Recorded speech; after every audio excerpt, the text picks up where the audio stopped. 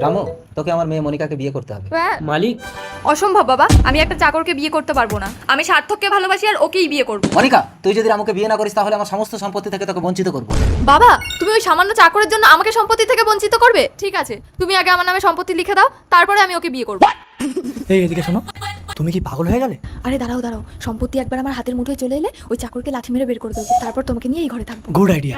মালিক, আপনি আমার জন্য মনিকা দিদিমণিকে। মনিকা দিদিমণি না, মনিকা তোর হবু বউ। আর তুই এ বাড়ির চাকর না, এ বাড়ির মালিক। আমি এ বাড়ির চাকর।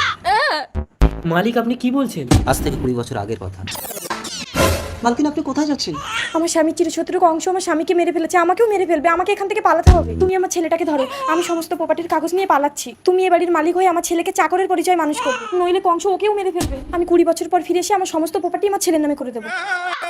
তারপর এই বাড়ির মালিক হয়ে আমি এই বোবা মেয়েটাকে বিয়ে করি, কিন্তু এই সমস্ত প্রপার্টির মালিক তুই। আর এই খবর যেন কেউ না জানতে পারে। বাবা, তাহলে তুমি সবকিছু আমার নামে লিখে দাও, আমি ওকে বিয়ে করব। লিখে দিতে হবে না। আল্লাহর নামটি দেখে যে এড়িয়ে যাবে তার মনের ইচ্ছা কখনোই পূরণ হবে না।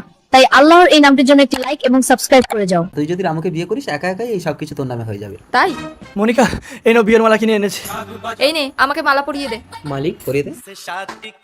আজ থেকে তুই আমার বর। তুমিও। বাবা, তাহলে সবকিছু আমার নামে হয়ে গেল। একদম। তুমি আর মা আমার ঘর থেকে বেরিয়ে যাও। চলো। যাবেন না মালিক? হে ইউ, 2 টাকার চাকর, আমার বাড়িতে কাউকে রাখা তুই কে? গেট আউট, আমি সার্থককে নিয়ে থাকবো। দাঁড়াও দাঁড়াও, 20 বছর পর মালকিন।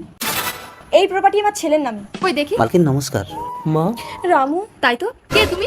বাবা, তুমি যে বলেছিলে এই চাকরটাকে বিয়ে করলে এই প্রপার্টি আমার নামে হয়ে যাবে। মেয়েদের আসল সম্পদ স্বামী। তুই তো স্বামীটাকেই রাখতে পারলি না, আর এই প্রপার্টি কি করে তোর নামে হবে?